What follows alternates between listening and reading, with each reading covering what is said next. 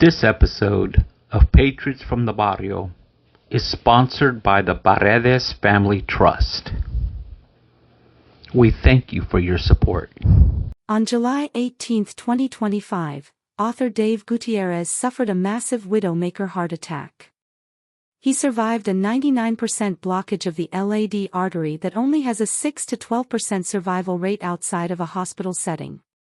Dave is on his way to recovery and will soon return to work, recording and documenting Latino veterans. We thank you for your continued support of Patriots from the Barrio podcast. This episode was recorded before July 18th. This episode is dedicated to the memory of Sonia Yanone Heilman.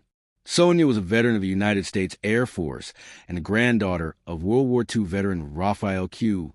Torres. We mourn her loss with our deepest condolences to her family.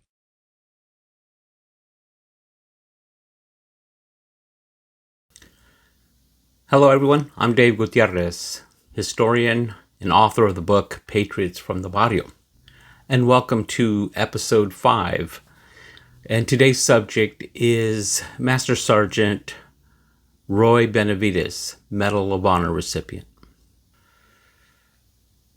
Now today I'll have a special guest on our show, and we're going to be bringing on Yvette Benavidez Garcia. She is the daughter of Medal of Honor recipient Master Sergeant Roy Benavidez. When we start to think about the Medal of Honor recipients, Latinos, the state of Texas, one name should really jump out at you, and for many, that name is Roy Benavidez.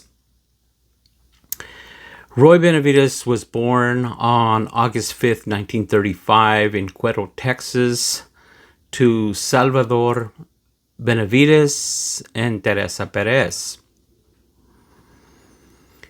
And what I wanted to do is, for those of you who have not heard the name of Roy Benavidez, I wanted to quickly read out to you his Medal of Honor citation, just to give you an idea of why we are talking about Roy Benavidez today. Now, during the first 4 episodes of our podcast, we've really concentrated on World War II. So we are going to jump into the Vietnam War era here with Roy Benavidez. And let's take a look at his Medal of Honor citation. Master Sergeant Roy Benavidez, United States Army, who distinguished himself by a series of daring, extremely valorous actions on 2nd May 1968, while assigned to Detachment B-56, 5th Special Forces Group, Airborne, 1st Special Forces, Republic of Vietnam. On the morning of 2 May 1968, a 12-man Special Forces reconnaissance team was inserted by helicopters in a dense jungle area west of Loc Ninh, Vietnam, to gather intelligence information about confirmed large-scale enemy activity. This area was controlled and routinely patrolled by the North Vietnamese Army. After a short period of time on the ground, the team met heavy enemy resistance and requested emergency extraction. 3 helicopters attempted extraction but were unable to land due to intense enemy small arms and anti-aircraft fire. Sergeant Benavidez was at the forward operating base at Loc Ninh, monitoring the operation by radio when these helicopters returned to offload wounded crew members and to assess aircraft damage. Sergeant Benavidez voluntarily boarded a returning aircraft to assist in another extraction attempt. Realizing that all team members were either dead or wounded and unable to move to the pickup zone, he directed the aircraft to a nearby clearing while he jumped from the hovering helicopter and ran approximately 75 meters under withering small arms fire to the crippled team. Prior to reaching the team's position, he was wounded in his right leg, face, and head. Despite these painful injuries, he took charge, repositioning the team members and directing their fire to facilitate the landing of the extraction aircraft and the loading of the wounded and dead team members. He then threw smoke canisters to direct the aircraft to the team's position. Despite his severe wounds and under intense enemy fire, he dragged half of the wounded team members to the awaiting aircraft. He then provided protective fire by running alongside the aircraft as it moved to pick up the remaining team members. As the enemy's fire intensified, he hurried to recover the body and classified documents on the dead team leader. When he reached the leader's body, Sergeant Benavidez was severely wounded by small arms fire in the abdomen and grenade fragments in his back. At nearly the same moment, the aircraft pilot was mortally wounded and his helicopter crashed. Although in extremely critical condition due to his multiple wounds, Sergeant Benavidez secured the classified documents and made his way back to the wreckage, where he aided the wounded out of the overturned aircraft and gathered the stunned survivors into a defensive perimeter.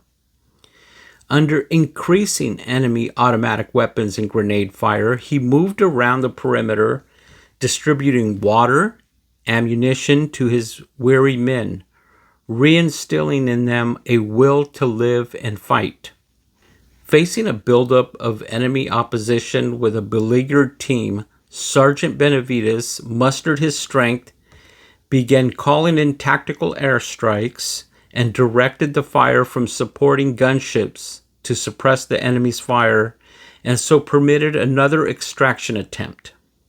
He was wounded again in his thigh by a small arms fire while administering first aid to a wounded team member just before another extraction helicopter was able to land. His abdominal spirit kept him going as he began to ferry his comrades to the craft. On his second trip with the wounded, he was clubbed from additional wounds to his head and arms before killing his adversary. He then continued under devastating fire to carry the wounded to the helicopter.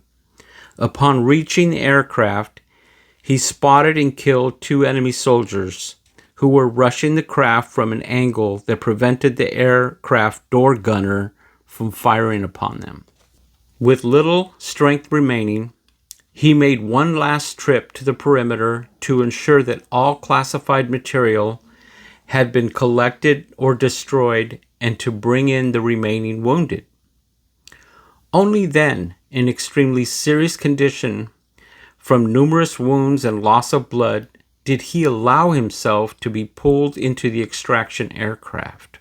Sergeant Benavidez's gallant choice to join voluntarily his comrades who were in critical straits, to expose himself constantly to withering enemy fire, and his refusal to be stopped despite numerous severe wounds saved the lives of at least 8 men.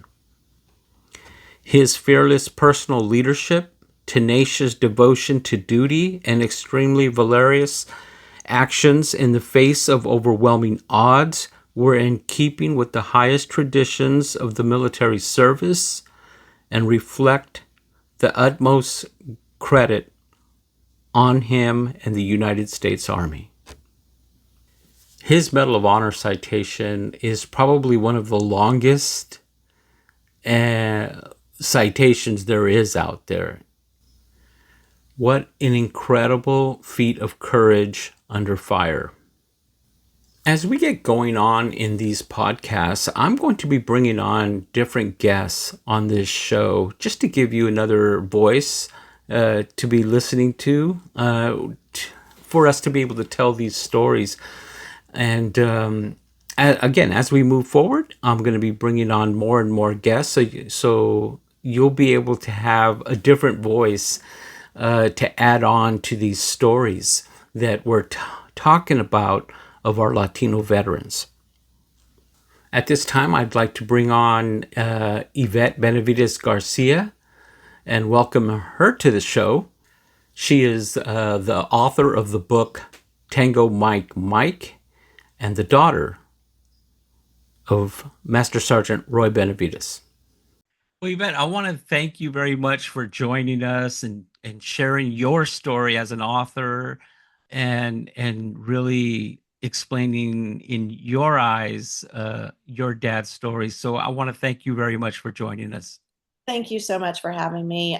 Okay, so your book is titled Tango Mike Mike. And for those who aren't familiar with that term, and where does Tango Mike Mike come from? If you could share that with our audience. So Tango Mike Mike is my dad's call sign. And so in the military, especially when they were out at battle, they had to use call signs because they weren't going to sit there and say, hey, John Smith or Roy Benavidez, where are you? So that was a call sign that was given to him, and it means that mean Mexican. Right. I thought that was great when I Yeah, first read that. yeah, Uh, yeah. But he was so, anything but mean at the house, But of course, out on the battlefield, it was pretty quite appropriate for him. so Tango Mike Mike stood for that mean Mexican, Yes. and throughout the military, Latinos were always given these nicknames when they were part of a unit. And I just got finished doing Lieutenant Oscar Perdomo's story, where he was a P-47 pilot, and he was nicknamed Zoot for Zoot Suit. He was of Mexican descent. He was a sharp dresser, and I thought it was kind of hilarious that these guys would give them nicknames like that. So yeah, Master Sergeant Roy Benavidez is known as that mean Mexican, Tango Yeah. Mike Mike. Tango Mike Um, Mike. I love the fact that you use that as the title of the book. Thank you. So let's talk about Roy, your dad growing up. If you could just go over his youth. Now, he lost his father when he was at a young age. Very young age, probably around 5 years old. He lost his father first to tuberculosis. And his mother was a single mom. Then she ended up getting married, married a man who our whole life we kind of grew up thinking that this was a man who didn't want my father or his biological brother. But we've come to know that that really wasn't quite true. He just, as men were in that time, was probably more devoted to taking care of the wife, and he had children with my dad's mother after Mm. they got married, and so, but his name was Pablo Chavez. My grandmother, my dad's mom, ended up dying before he reached the age of 10. So my dad was orphaned. And right before his father had died 5 years previous, he had spoken to his brother, who was his older brother, Nicholas Benavides, and said, if anything happens to my wife, or I want you to take both of the boys. And so he made a promise, Nicholas, to his brother Salvador, which was my grandfather, and said that he would. Of course, my father knew none of this, exchange of information. But when his mother did pass away, Nicholas came to the funeral, and Pablo Chavez was going to take the one child that was living, that he had with my grandmother. He was going to take her and raise her, and he was going to separate the boys. And so I guess they were going to go probably to the state at that time, and they were going to be separated. And so Nicholas showed up at the funeral and said, no, I'm taking the boys. They're going to come with me. So he brought them back to El Campo, which was about an hour, maybe hour, 15 minutes away, and raised them as his own. He already had 9 children. And so he raised my dad and my Uncle Roger as his own children. And he grew up, they grew up in poverty. Mhm. They grew up picking cotton. He had to go to work, then go to school, then go back to work. So my dad was one of those kids who, in school, and as an educator, I can you pick out those students who in their heart they don't want to be there for whatever reason, whether it's because they're not learning, they might have a disability, an impairment, or family problems at home. But you just know those kids who are acting out, escape avoidance, who are sleeping all the time, who aren't getting enough nourishment or sleep at home. And so my dad was that one kid, that one kid who just wasn't learning, obviously because he was going to work out in the fields in the morning, then walking to school and then going back out. So he was sleepy. He wasn't learning. He spoke Spanish. That was his first language. So he wasn't learning from the English speaking teacher. He was bullied. My dad had a lazy eye. So I'm sure he was being bullied because of that. He was being bullied because of the color of his skin. He was being made fun of because he brought tacos for breakfast or lunch. So my dad was that one kid who I think teachers can relate to and pinpoint and say they're having a difficult time at school. And so my dad, these are his words, not mine, but he said, like a fool, I dropped out of school. And that was his biggest regret in life. Right, right. And you have to imagine these kids that are doing migrant farm working, Mhm. and they're away from school a lot of Yeah, times. They miss a lot of school, and then when they come back, they're way behind, and absolutely. and that just And it's hard really to, implicates the problem a little even more. yeah, and it's hard, even though the teacher may have good intentions to get them up to par, they just don't. I guess they have it within themselves, their mindset. They might be embarrassed, or they might not have a voice to speak up, and so it just keeps them further behind. So my dad can relate to a lot of kids in our school system today, Mhm. and so I think that's why he's such an inspiration. And we like to use his story to encourage kids, that you may already be labeled as a troublemaker, because my dad liked to fight. You looked at him wrong and he wanted to fight you. And who knows if that was just, because of the way he was being brought up, and the way that he grew up, or um, who knows why he was the way that he was. But look at how he ended up. He Right. started off his journey on a certain path, but he ended up did a complete 180. And so that's why I like to use my father's story to these young kids, whatever background they're coming from, because they can probably relate to him in some form or fashion, and they can turn their life around it too. It is possible. Never give up. Yeah, absolutely. And we'll definitely get into that about after he got out of the service, because he continued to work and contribute significantly. Yes. So I also learned that the movie To Hell and Back, Audie Murphy's movie, was an inspiration for him to go into the military. Yes, and Audie Murphy, being from Texas, was my dad's hero. He looked up to him, role model, wanted to be just like him. And their stories are kind of maybe parallel in certain aspects. But yeah, my dad went to a movie theater that he wasn't allowed to go into because of the color of his skin. But obviously, that didn't let my dad stop him. He was told to sit up in the balcony, and he sat right there up front. So, my dad was starting trouble way back when, but, he was strong-willed, and he wanted to see that movie, and he saw it and completely changed his life. And so, yeah, Audie Murphy is my dad's hero.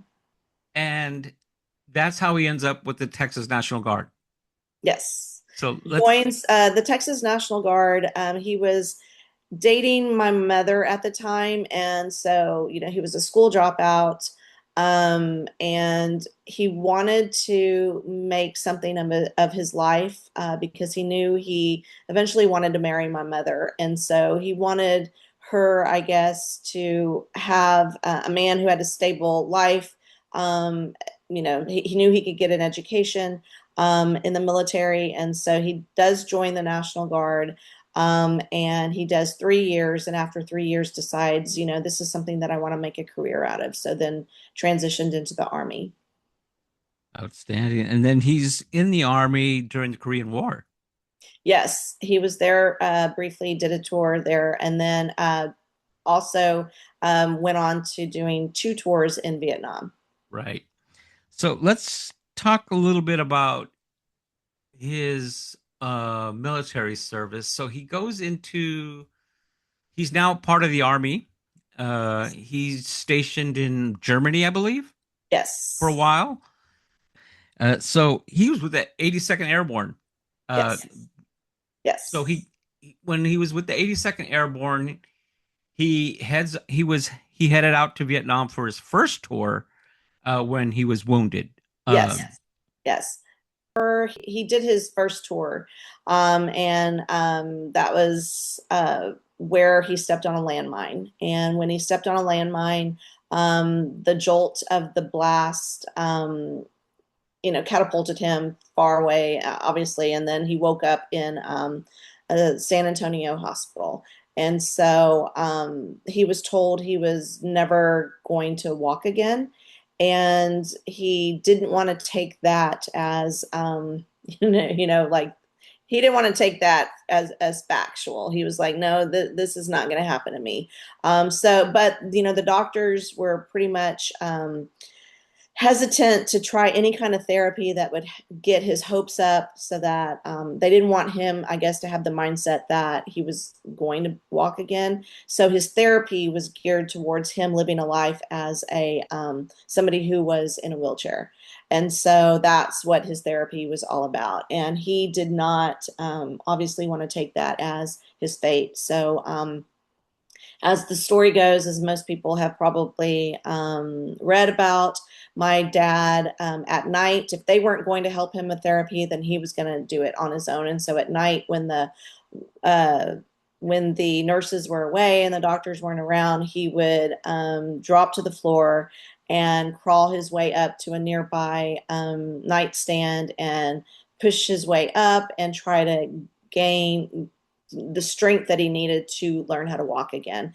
And so it took him about 9 months to do that, but he did walk again. And this was back in a time when, now I think if somebody is given that, diagnosis that you will never walk again, I believe, there's obviously more rigorous training therapy that goes on for those types of injuries. Computer generated technology that could probably retrain the brain to get your legs moving again, um, regardless of the severity, but back then my dad did it on his own. And so that just goes to show you that, for some people, the minds are very powerful. And if you put your mind to it and willpower and have faith in God, there's no telling what can happen, And so my dad has always been a very faithful person, and never stopped believing and never gave up. Thank you for sharing that. That's awesome. So let's talk about he goes back. He's told he's never going to walk again. Right. He actually walks out of the hospital Yes. With the limp, but he did walk with a out. limp, and he Yes. continues to serve. And not only does he serve behind a desk or anything like that, but he gets in there. He becomes a Green Beret. He's with the Special Forces, and he had already been wounded in Vietnam, and he goes back, and Goes back again. Yes. he goes back, and it's now what I would probably call his date with destiny, Yeah. on in May of 1968.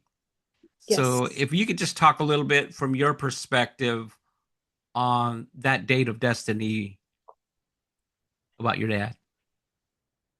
So May 2nd, 1968, my dad was not supposed to be on this mission that ended up being the 6 Hours in Hell mission. He was told that he was going to stay behind, so he does.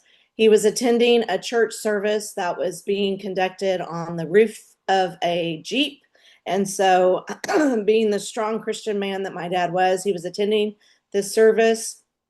And then after the service, he could hear on the radio nearby that somebody was calling for help. He could hear the yells for help.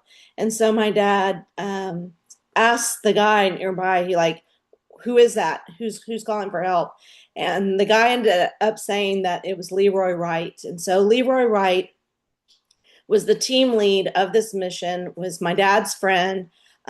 He had saved my dad's life prior to in another incident that had happened a couple of months earlier. So my dad, when he heard that Leroy was on this mission, he was like, that's my buddy. I got to go out and return the favor and help him. Of course, the guy tells him, no, you're not going. We got other people who are going on this mission. Don't worry about it. But of course, my dad wasn't going to listen to what they had to say. So he grabbed the only thing that was nearby, which was a medic bag and a Bowie knife. And so he got on an awaiting helicopter. The helicopter pilot, they take off, and my dad tells him, just get me close enough to where I can, jump out and get to my buddies. And so that's what happened. My dad ends up jumping into a field where there's not hundreds of NVA, but thousands. And so my dad shows up to a gunfight with a knife and tries to get to as many team members as he could. Spends 6 hours on this mission. Eventually gets to the team lead, Leroy Wright, who has already been killed. He knew that he had important documents on his body, so he retrieved the important documents. Also, in the meantime, going from team member to team member, trying to get them situated, assess their medical needs, injecting them with morphine and whatever they needed. And so eventually he ends up starting to load the wounded to an awaiting helicopter, one by one. And as he is loading these men onto the helicopter, when it's finally said and done and they're about to take off, the helicopter gets shot. And so it crashes. And so now my dad has to take these men that he loaded from this one helicopter to another awaiting helicopter. And in the midst of that, does hand-to-hand combat with an enemy soldier. Ends up, fighting for his life again, gets slashed from the front of his belly to the back. And that's when his intestines were exposed at that point. Still fighting to get his buddies to a safe awaiting helicopter. When he finally ends up loading everybody, they're like, we got to go, we got to go. He finally gave the thumbs up for him to be taken onto the helicopter. And when they landed and started separating the living from the dead, they realized that he had loaded about 3 enemy soldiers. And my dad always said he didn't want to leave anybody behind. My dad was placed amongst the dead. At that point, his face was so swollen and unrecognizable. His eyes were swollen shut. His jaw was locked. He had blood caked all over his face. He couldn't see, much less speak. But he was breathing, and it was a shallow, he was on the verge, obviously, of death. But they did put him amongst the dead. And it was when the medic came to confirm that he was dead, my dad, he because his jaw was locked, he had, I guess, broken teeth and his tongue. He was thinking in his mind, like, I've got to somehow show these people that I'm alive. I can't speak. I can't move. I'm thinking that I'm moving, but I'm not moving. So his brain was telling him, you do everything that you can. And so it started out with his tongue wiggling, and the medic looked down because he could see something. I don't know if he thought it was a worm, but he could see something moving through the teeth. And as he got closer, that's when my dad made the best shot of his life and spat in his face. So he realized this man is alive. Get him over there with the Get him living. over there. So, and the rest is history. But Wow. yeah, I Incredible. mean, he could feel. He knew that the zipper was inching its way up. He was about to. He knew he would suffocate to death. That would be how he ultimately died. Wow. Incredible. It's a very inspiring story on what he did on the battlefield. It Incredible. is. And so he is originally awarded the Distinguished Service Cross Yes. for his actions on that date of destiny, really. Right. Let's talk a little bit about the Distinguished Service Cross and how it became from the Distinguished Service Cross to the Medal of Honor medal. Yes. So that was a long journey from that time until he received the medal. It's not, I guess, quite as easy as people might think it would be. It does involve a lot of legwork. You do have to write letters to the appropriate people and get letters of recommendation and have eyewitness accounts. And so my dad was told by many people, hey, I think you need to start the process to get your Distinguished Service Cross upgraded from that to the Medal of Honor. And so the fight began, I guess, for it.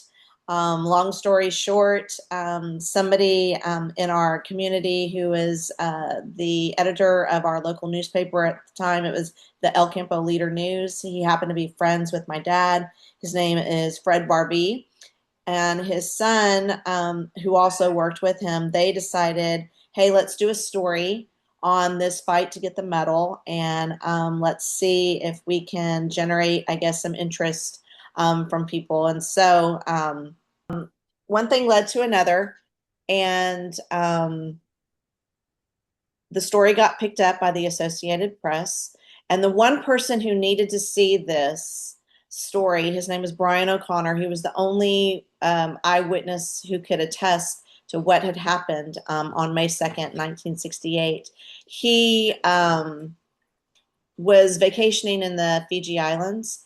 And so when he was walking across, a convenience store, he noticed my dad's picture on the front cover of a newspaper, grabbed the newspaper, took it back to his hotel and read it, and then wrote a 12-page account of what had happened and turned it in. So it was because of that my dad started the whole process. So my dad received the medal on February 24th, 1981, and it was 12 years after the fact. So, yeah, it was because of Brian O'Connor and what he wrote that was the final push for my dad to receive it. And Ronald Reagan at the time says, if this story of heroism were a movie script, you would not believe it. Right. Incredible that the president had done that. So your dad is now a Medal of Honor recipient, and he now starts another career as a motivational speaker and is going around not only the United States, but all over the world speaking. Right, right. My dad was asked by Ronald Reagan right after he received the medal if he could devote a year to go and travel the world across the country and speak to civic organizations, military institutes, schools, churches, just anybody who would listen to his story about staying in school, staying off of drugs, and staying out of gangs. And so my dad sat us down in our living room, in our den, and said, President Reagan wants me to devote 1 year. I want your permission. I'm not going to do this if I don't have permission from y'all. And my brother and I, my sister, we were all active with our in schooling. And so he would come to my softball games, and I knew that if he was gone for a year, he wasn't going to be able to come see me play or participate in things that a father needed to participate in. So I remember asking him or telling him, "Are you sure it's going to be 1 year?" And I remember him saying, "Trust me, after a year, people are going to forget about me." So we gave him our permission, and lo and behold, he did it for 17 years. The world never forgot about him. And even to this day, 24 years after his passing, my dad is still encouraging and inspiring people, and he is still saving people's lives. So he's truly an inspiration. And my family, my siblings, and I, we love sharing him with the world. And it is our duty, it's our job to carry on his legacy. Thank you. Thank you for sharing that. So he's out there. He's awarded the medal in 1981. In 1985, your dad is in Del Rio, Texas, and he's being honored with my cousin Ramon Gutierrez, who I wrote about in my book. So they're being honored together. And the story that I hear, it was so touching on that day in 1985. Roy Benavidez is being honored. They read out his Medal of Honor citation, and then they get to my cousin Ramon, and he's standing up there at the front, and they're reading his Silver Star citation from World War II. Mm. And when Ramon comes back to sit down, your dad, Medal of Honor recipient, is standing at attention and salutes my cousin Ramon as he comes back and sits down. So, I mean, I was told that there was not a dry eye in the place because it was such an emotional thing to witness a Medal of Honor recipient stand up and salute someone. Yeah, And and that's so like my dad. I can totally envision him doing that. People email me, message me all the time talking about how my dad was that type of person, made you feel like it was just you and him in the room. And, we hear a lot about how people in our society, stars, famous people, people of importance, and how they may have a certain attitude or flair about them. And we read it all the time how so and so they're rude, they don't give you the time of the day, they don't acknowledge you, you can't shake their hand without paying, you can't take a picture with them without paying for it. And my dad, we need to come back to the people like my dad who, yes, they're famous, and yes, they may have a certain persona about them, but they're still humans, and they still treat people as if they're human as well, and they're on the same level as them. My dad never, even though he was an American icon and he was a hero to so many people, he still treated you as if you and him were on the same level, you know? And so that him saluting him, yeah, I would expect that from him because he was not probably thinking I'm nobody better than he is. We're the same here. And so that's an awesome story. And yeah, sounds like something my dad would do. I Okay. know that there was a few books out there already on your dad. Yes, Uh, there's several, and he co-authored three of them right. before he passed. And then since his passing, there's been some others.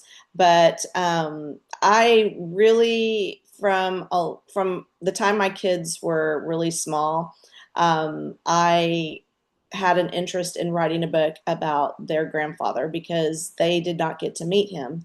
And so, and my dad had a lot of inspirational quotes and sayings that he would say, and I just, being an educator, I wanted to help and continue to inspire and encourage kids. And so I was teaching fourth grade at the time. And whenever Veterans Day would roll around or something significant like Memorial Day, they would always ask, is there a video or a book that we can read about your dad? And I would always show videos. And like I said, there were some books that had been written about my dad, and my dad had co-authored three of them, but they were books that were like 300 plus pages long. And I knew my fourth graders, that probably wouldn't sustain their interest that long. And so, like, you know how their mindset is, just give them a book that's 40 pages and that's enough. And so I wanted to write a book that would just get to the gist of who he was, what he was about, his service, and things like that. And so I had always in the back of my mind wanted to write a book, and then I never did. Mm. Never got the opportunity until I attended a New Jersey writing seminar. And at that New Jersey writing seminar, it was 2 weeks long, and the whole push was for us to write an expository piece and a personal narrative. And so I hate to say they forced us, but they forced us to do that. And so my first pinch of writing came from an expository writing piece that I did on my dad and his fight with diabetes. And of course, after I wrote the piece, they encouraged us all to go out and find a publisher to publish it. So at the time, there was a magazine called Hispanic Magazine that was out. And I took a chance and I wrote to them. They were the only ones that I wrote to. And they accepted it. And I was so excited, number one, because I was going to be considered a published author at that point, but more because I got paid $200 for it. And that was just, I was like so excited to get $200 for something that I'd written. And so that got published. And then after that, my kids grew up a little bit. And they always had heard me say that I wanted to write a book about their grandpa. And one day we were in the kitchen and both of them were like, when are you ever going to write that book? And I couldn't make up excuses anymore. Like I said, I was like, I'm an expert at my dad. I might as well do it now. So I literally went and sat down and wrote the book. And I wrote it with the intention so that anyone from second through seventh grade could read that book and just get a short snippet of who he was and his service. So I wrote it with that intention. And then afterwards, I got a lot of adults who came up to me and said, I loved it because I don't like to read. And so this was enough pages for me to read. And so it's truly for the young at heart and for those school kids who might not like to read a book that's 300 pages long. Right, right. And that's awesome. That's awesome. And one of the reasons why I wrote Patriots from the Barrio is because when I was going to school, none of these stories were out there on Latino veterans. We never were taught this in school. And when was just trying to put my cousin's story together, and then I realized he had served in the only all Mexican American U.S. Army unit in World War II, I'm like, wow, how's Yeah, this story not out there? Let me exactly. ask you real quick. Is your book being used in schools? I have given my book to the libraries at the school, and I know that they are probably giving it to their teachers, and their teachers are using it in the classroom. But I don't know if it's in anybody's curriculum. Nobody has ever approached me and said, "Hey, we're using it." Mhm. So I really can't answer that because nobody has Okay. really reached out to tell me. Okay. Yeah, so I've done work with the California Council for Social Studies and the Texas California, I shouldn't say Texas California, it's Texas Council for Social Studies. I'm going to reach out to them because I think that your book should be used by social studies teachers. Great, that would be Um, awesome. Thank yeah, you. I yeah. So appreciate that help. I'm going to we'll do that offline, but yeah, Yeah, that's yeah, yeah. definitely something that I think that and the schools that you were talking about the elementary schools in There's, Houston and San yes, San Antonio. Antonio, right. There's two Yes. elementary schools. Yes. So that I people do can see know that. that here in Texas, he is a part of the EOC questions, which is the end of the year course exams, the STAR test. And every maybe 2 or 3 years, there's a rotation of who they put as a question about the Vietnam War. And he Mm, has been a test EOC question. So right. I know that in high schools, he's being taught. And our teacher here in El Campo, which is the town that I live in. Our U.S. history teachers, they teach about him. So I know he's sliding his way into curricula here and there. So that's exciting. Excellent. There's a short story, this is stuff that I have learned on my journey to get to know my father, because I was not born when my dad did his tours in Vietnam. And so I feel like it's my destiny for him. It's my service to him, to tell his story, to carry on his legacy, because obviously had he died, then I would not have ever been born. Right. And so I have to share his story, and hopefully it will be a source of inspiration for people who are struggling with the biggest things that are going on in their life, to even small things that they may feel like they can't overcome. But when he received the Distinguished Service Cross, he writes about how it was just a soldier who was handing them out like pieces of candy, and he pretty much demanded that a general come and deliver this award that he was receiving, because I guess obviously he knew the importance of it. Right. So I kind of, when I was learning about that, I thought, that just goes to show that we, as people in life, when we don't speak up, that we're just being complacent with things. And so my dad said something, he saw it, he spoke up, and they did something about it. And so I just wanted to put that out there, because this is a man who struggled in life, from poverty, prejudice, disability, bullying, adoption, being orphaned. And that's why I say anybody in life has some type of trajectory to my dad, can relate. Absolutely. But this is a guy who never gave up, and spoke up, spoke out, and didn't let things just get swept under the rug, And so let every facet of his life be an inspiration to those of you who are hearing this podcast. Don't give up. Thank you. Thanks for sharing that. That's awesome. Don't give up. Yeah, that's awesome. Thank you. Well, Yvette, I want to thank you very much for joining us and sharing your story as an author, and really explaining in your eyes your dad's story. So I want to thank you very much for joining us. Thank you so much for having me. It's up to me, and my siblings to share his legacy. That's what we're all about. Thank you. Master Sergeant Roy Benavidez passed away on November 29th, 1998, and he was laid to rest at Fort Sam Houston in San Antonio, Texas. Folks, we want to thank you for joining us on this podcast as we discussed Master Sergeant Roy Benavidez Medal of Honor recipient. We hope you join us on the next episode of Patriots from the Barrio.